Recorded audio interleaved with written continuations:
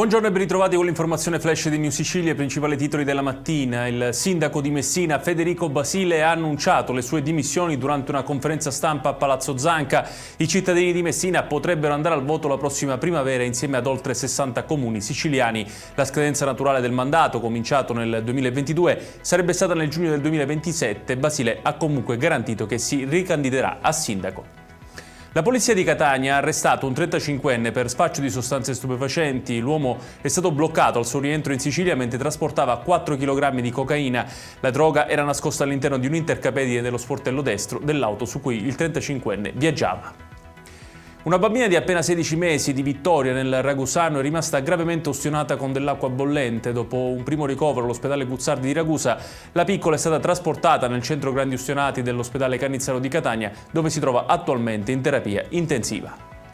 Adesso a Marsala, nel Trapanese, dove la polizia ha eseguito un'ordinanza di custodia cautelare in carcere nei confronti di 2 cittadini marsalesi ritenuti gravemente indiziati di tentato omicidio aggravato in concorso ai danni di un giovane tunisino. Il provvedimento riguarda dei fatti avvenuti nella notte tra il 27 e il 28 dicembre scorsi.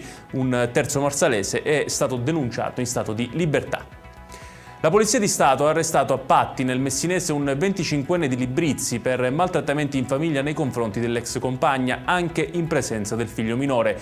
Le indagini hanno ricostruito anni di violenze fisiche e psicologiche fino alle recenti minacce. Dopo la fine della relazione, l'uomo è stato posto ai domiciliari con braccialetto elettronico.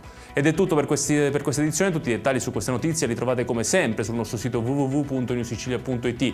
Grazie per averci seguito e buon proseguimento di giornata.